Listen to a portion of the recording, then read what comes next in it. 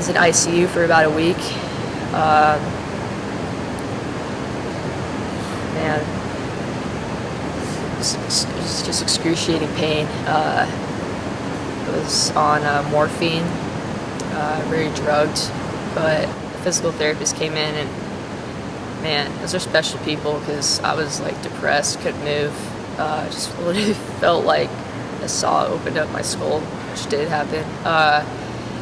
She's like, all right, get up, like, we're gonna do this. And I was like, just so much doubt in my mind. I was like, I'm not gonna be able to walk. Like, she got me out of the bed, and I put my feet down, and I didn't feel like my feet were gonna like hold me up. Man, it kind of makes me emotional to talk about.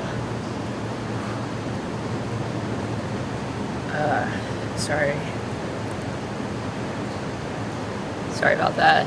It's a big deal.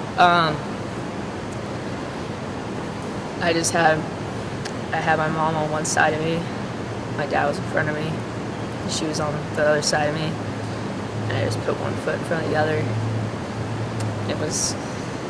It's kind of like that from day one until now. Just put one foot in front of the other. I think that people don't really talk about emotional pain, getting their heart broken, and physical pain. They're a lot alike. You just put your best foot forward, and you keep walking.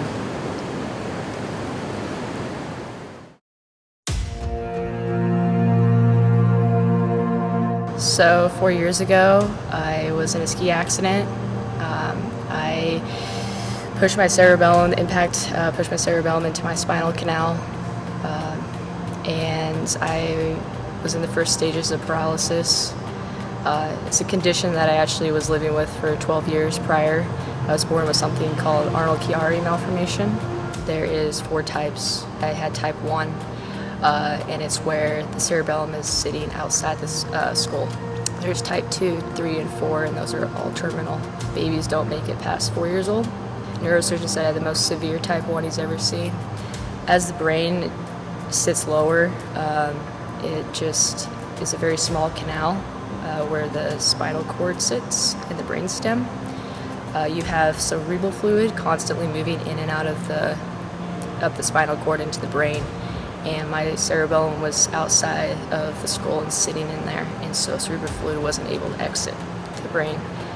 I was living with headaches and constant pain for about 10 to 12 years. I had ringing in my ears, slurred speech. Sometimes I would just fall down when I was walking. Constant headaches when I bend down, when I sneeze, when I laughed. I'd get about 30 a day. No one knew what was going on. My parents just kind of told me it was mental. I didn't really have anything serious. And I think that actually saved me, because it just taught me mentally just to be like strong, like you're fine, like you're gonna get through this.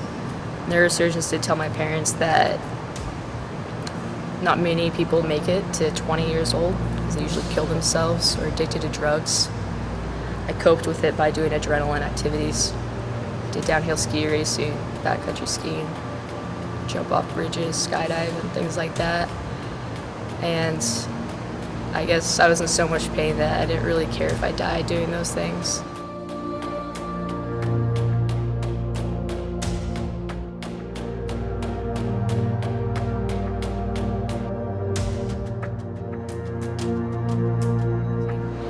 I was backcountry skiing with some professional skiers, and we were cliff jumping, and I decided to go big, and I landed too far forward on the front of my skis and hit my head.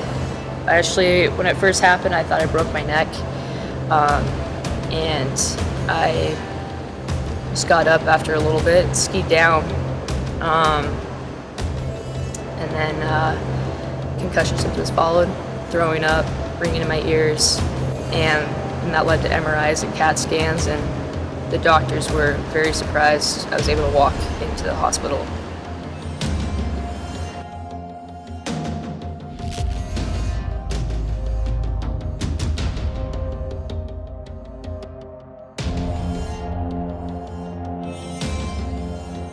They told me we don't actually know how you're living right now.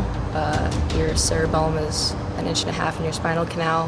It's pressing against your spinal cord, and you're in the first stages of paralysis. You need to have surgery immediately. So I had surgery. Neurosurgeons cut open the back of my head, about 8 inches.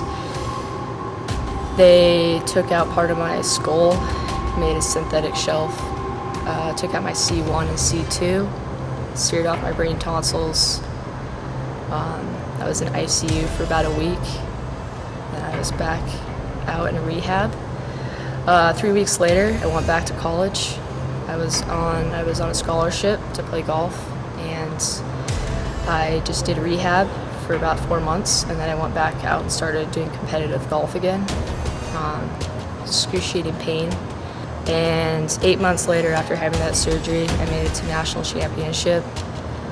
Placed 5th as a team. I think what it taught me is that humans are stronger mentally than we think we are. I learned how resilient I am, and it's about what you put your mind to. I put my mind to live through that. It was unimaginable pain learning how to walk again, dealing with back spasms, neck spasms, having no strength in my upper body. But over time in rehab and just constantly grinding, taking each one day at a time, I made it through it, and my life is actually better now. I don't take anything for granted, not even walking, just waking up each day.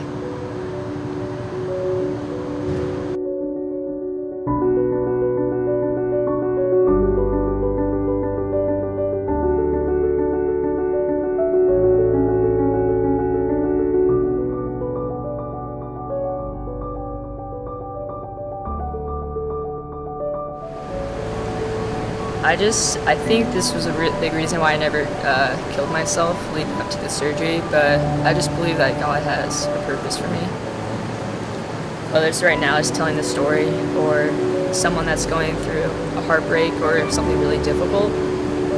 And that was just something that was spoken into my mind and my heart, like you have a purpose. And those days when I wanted to end my life because it was so painful, I just thought that I would just live for one person, not anyone specific, even though I love my family, but that someday like I'd be able to share a story and it would just impact one person, and that would be enough to live through it.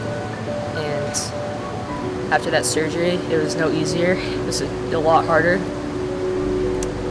I couldn't sit up by myself, couldn't do anything by myself for a while. And my mom had to give me showers, and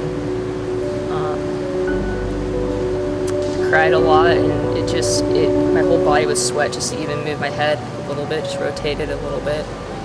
But I just kept telling myself that. I woke up each day, I said 3 things I was grateful for out loud. I told people around me that I loved them, and I just kept speaking those words into myself, like I'm gonna make it through for someone, like my life has a purpose. So I say no doubt I would not be here right now without God.